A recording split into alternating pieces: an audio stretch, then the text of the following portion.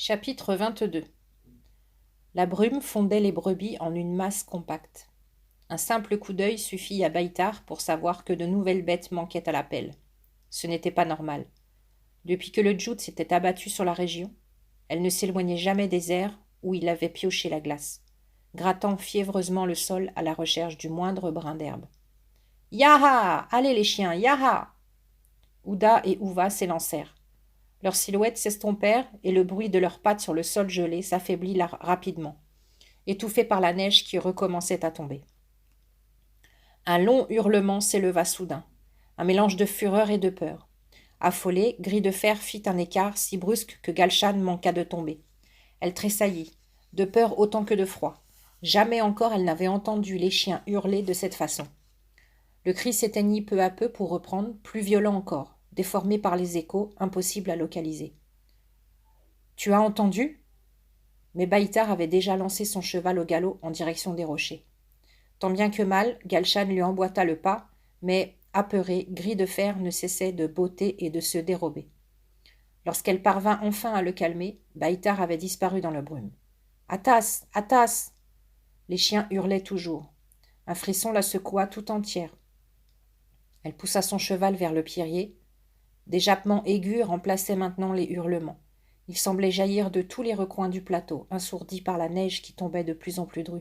« Atas !» Gris de Fer broncha. Les chiens se turent. Galshan n'entendait plus que le crissement de la neige sous les sabots. Autour d'elle, la brume s'était épaissie jusqu'à l'enfermer dans un cocon étouffant. Elle se mordit les lèvres pour ne pas hurler et tendit l'oreille, attentive au moindre bruit. Les flocons crépitaient imperceptiblement sur la croûte de glace. La muraille blanche du brouillard se resserrait sur elle. La peur explosa en elle avec la soudaineté d'un orage. Elle haletait, le souffle court, tous ses muscles tendus. Elle devait revenir sur ses pas, retrouver les bêtes, retrouver Baïtar. De lui-même, Gris de Fer fit demi-tour. Ses sabots glissaient sur la neige. Était-elle vraiment venue par là ? Tout se ressemblait tellement. « Atas !» lança-t-elle encore une fois. Le brouillard étouffa son cri. Il neigeait maintenant à gros flocons et seule la lourde respiration de son cheval troublait le silence. Elle noua ses bras autour de son encolure.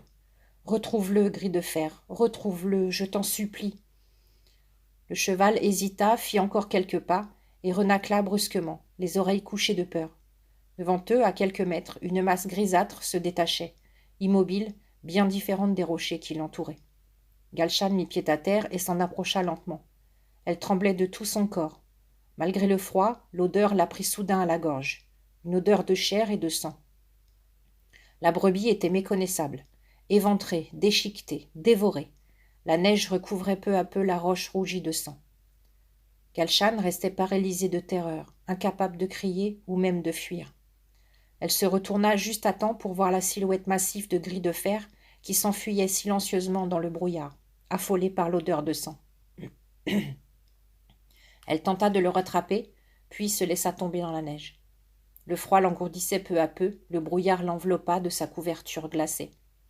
Au creux de sa moufle, son poing se crispa sur la petite pierre d'Istanbul, et tout disparut.